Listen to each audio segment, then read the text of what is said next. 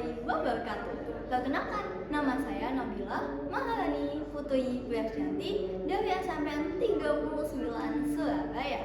Kali ini saya akan menyampaikan mengenai hasil resensi saya mengenai buku yang berjudulkan Garden of the Dead Flowers.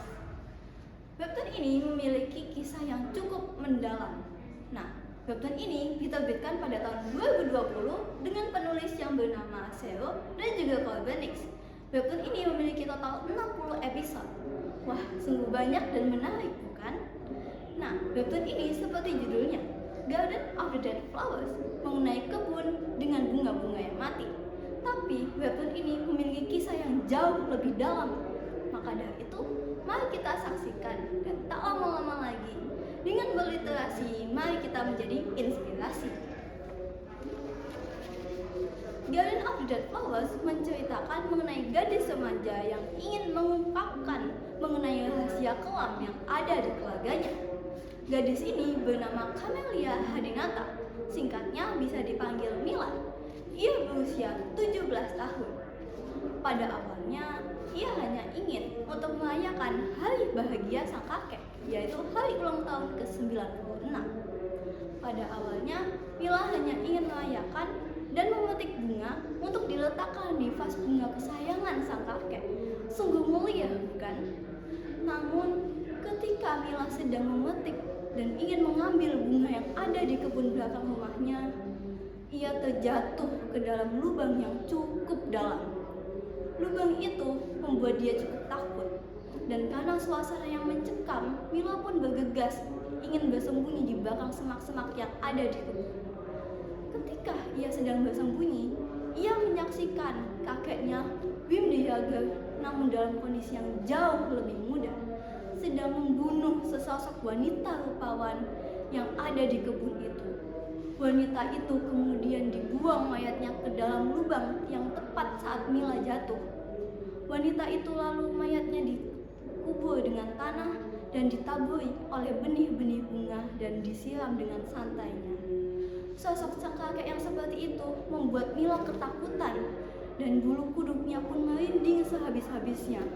Dan tepat sang kakek sedang pergi keluar menuju halaman rumah, Mila pun bergegas keluar dari tempat itu.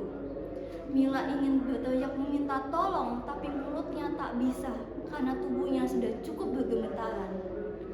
Ia akhirnya menyadari bahwa saat ini ia sedang tidak berada di zaman maupun tempat yang sama saat dia tinggal. Ia menyadari bahwa sekarang ia berada di zaman Hindia Belanda, masa-masa di mana sang kakek masih menginjak masa SMA yang bersekolah di Batavia. Mila pun bergegas mencari sang nenek.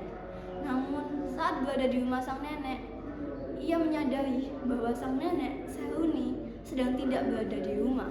Oleh karena itu, ia memutuskan untuk berpura-pura menjadi Seruni, sosok sang nenek yang asli.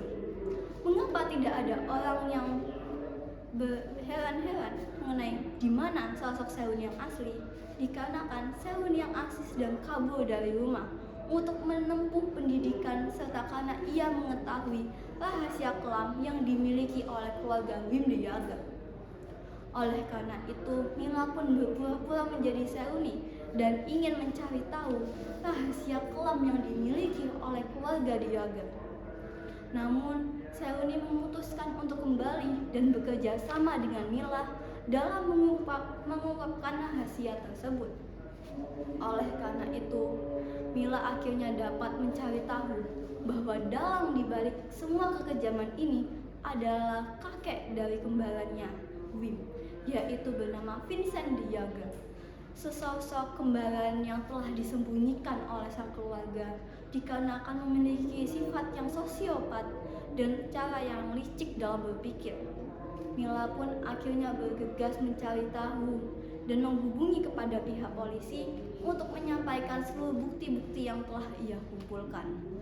Akhirnya, Mila dan Seruni dapat mengungkapkan bahwa Vincent de Jager adalah dalang dari pembunuhan misterius wanita-wanita bangsawan yang ada di zaman itu. Pada saat ini, akhirnya Seruni dan Wim dapat menikah dan Seruni Seuni pun menikahi sang Bim dan dapat memiliki dikaruniai oleh seorang anak. Dan Mila dapat kembali di zamannya dengan santai. Untuk itu, webtoon ini memiliki keunggulan. Salah satu keunggulannya adalah dengan kita dapat menjadi tahu bahwa manusia itu memiliki sifat yang cukup banyak dan juga rumit. Itu adalah salah satu ilmu psikologis. Kira-kira ada apa lagi ya keunggulannya? Salah satu keunggulan lainnya adalah kita menjadi tahu bahwa bahasa Belanda itu cukup mirip dengan bahasa Indonesia.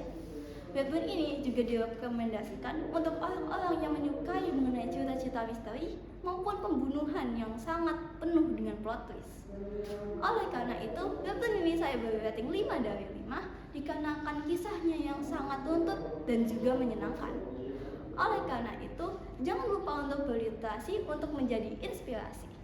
Sekian dari saya. Wassalamualaikum.